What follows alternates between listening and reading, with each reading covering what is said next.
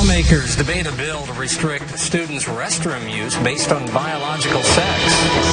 Plus, the UM system president lays out new qualifications as the search for a new chancellor continues. And a Columbia man facing federal charges to help terrorists bomb Kansas City. I had to find a place to get down. Families are recovering after storms ripped through their homes last night. Missouri prosecutors want public safety and misconduct as top priorities. And the University of Missouri looks to tackle mental health with a new student fee. KOMU 8 News at 6 starts now.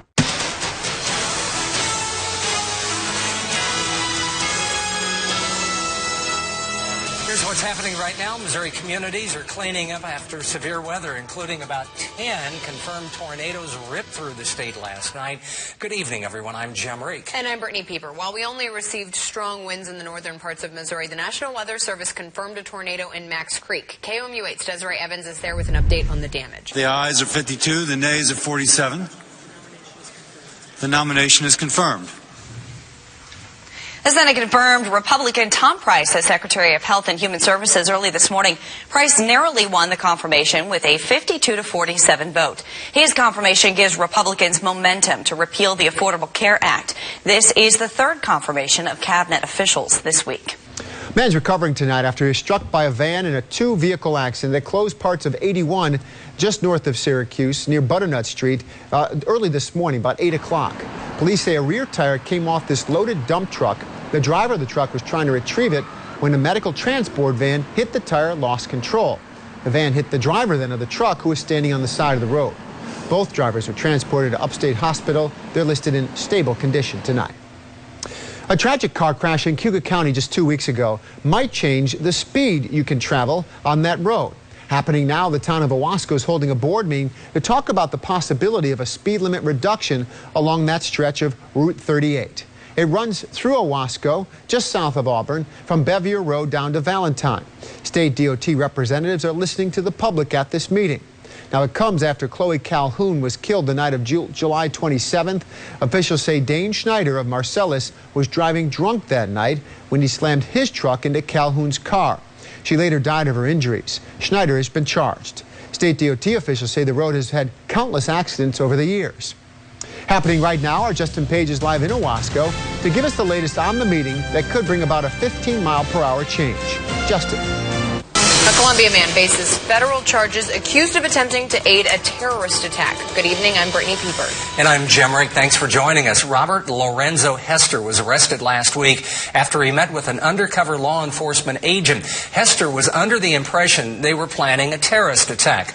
We have video of the scene around his home last week in the 1700 block of Hanover Boulevard. Both FBI and other law enforcement agencies swooped in for the arrest. KOMU 8's Hannah Knutson is here in the studio with the details. Reporting in the studio, Hannah Knutson, KOMU 8 News.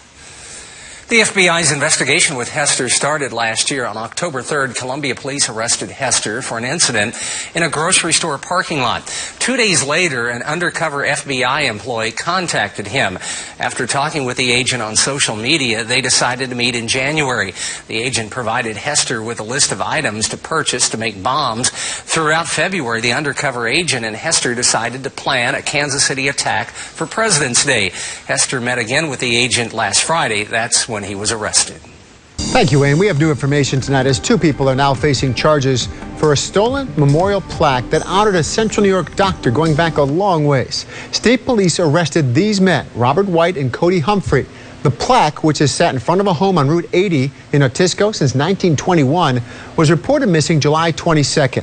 Authorities say White and Humphrey sold broken brass pieces of the plaque at a recycling center in Syracuse July 25th and 26th. Both were arraigned and sent to the Justice Center downtown. Plaque honors Dr. Willis Webster Munson. Munson fought in the Civil War. In fact, he was one of the doctors dispatched to President Lincoln's deathbed. Prosecutors are looking to give a 20-year sentence to a former Virginia National Guard soldier who helped ISIS. A judge is expected to sentence Mohammed Jalloh today in federal court. He was arrested for making contact and attempting to provide support to the militant group. Jalloh served 7 years in the Army National Guard. As President Trump defends former National Security Advisor Michael Flynn, Democrats are calling for an investigation. Flynn resigned yesterday after it went public that he misled government officials about discussing sanctions with Russia's ambassador. Top Democrats want answers, but worry the Republican-led committees won't dig deep enough. One lawmaker has demanded the administration preserve documents for investigation. Right now, we are continuing to follow the latest in the trial of Sarah Ferguson for her alleged role in the deadly Word of Life church beatings last fall. The defense called the first of two witnesses to the stand today. Deborah Leonard testified, admitting to hitting both of her sons in the chest. She said Bruce Leonard and Sarah Ferguson hit the boys the most, saying they hit them a couple of times. Recognize this. It looks like the cord that we used. Bruce Leonard finished his testimony earlier today. He said he didn't think either of the boys needed medical attention after the hitting stopped, but added that Lucas was saying things that didn't make sense.